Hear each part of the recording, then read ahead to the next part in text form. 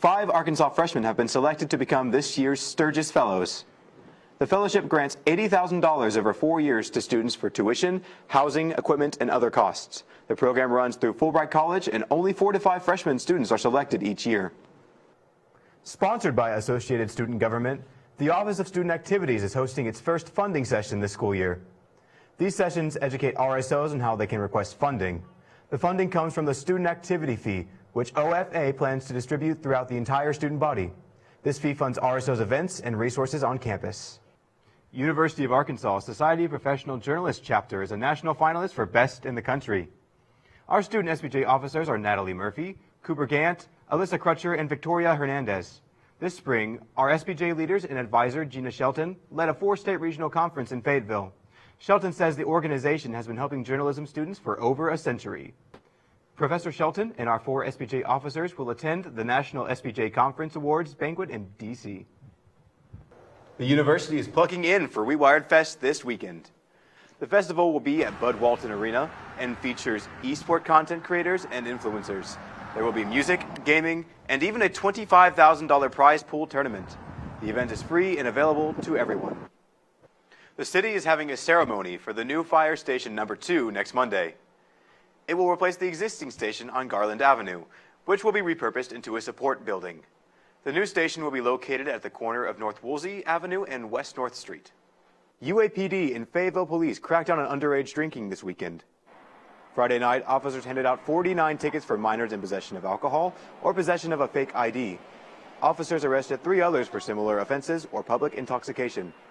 Fayetteville PD says they will soon provide training to local bars on how to spot fake IDs. And today marks National Walk to a Park Day.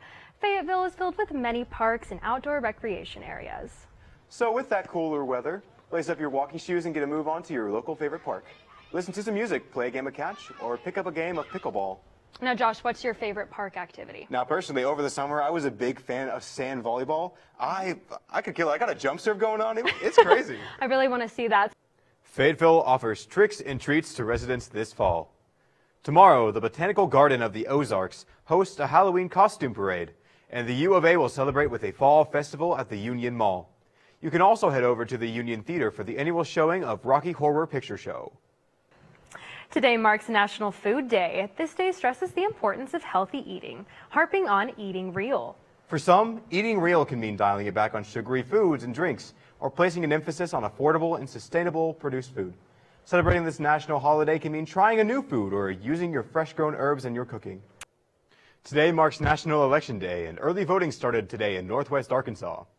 Before casting an early vote, residents must register to vote in their county. This process requires the voter to complete an Arkansas voter registration application. For those interested, you can find the application on the Arkansas Secretary of State's website. With the ongoing conflict in Gaza, many journalists remain on the ground. Yet that comes at a cost. The Committee to Protect Journalists reported 37 journalists and media workers dead as of today. CBJ continues to share those fallen covering the war. Now former war correspondent and professor on campus, Stephen Nerizzi says he cannot compare his time in Iraq with the war in Gaza. As many begin their trips home for the holidays, Fayetteville police urge students to stay cautious. Sergeant Tony Murphy says when leaving town, you should secure your home as well as your belongings. In order to avoid break-ins, students should also avoid posting when they leave town. And before you hit the road, make sure to fill your tank. Many other local organizations will open their arms on Thanksgiving to those in need. In Farmington, the United Methodist Church will give 100 people a feast to go. In Rogers, Care Community Center will host a dine-in meal option as well as delivery. Also, First Baptist Rogers will also be standing by to deliver meals. For international students, Thanksgiving break can feel lonely. Thanks to the iFriend program, these students will get a chance to have some family time. The program matches up international students with families that open their home up to students. This allows the students to experience a traditional American Thanksgiving.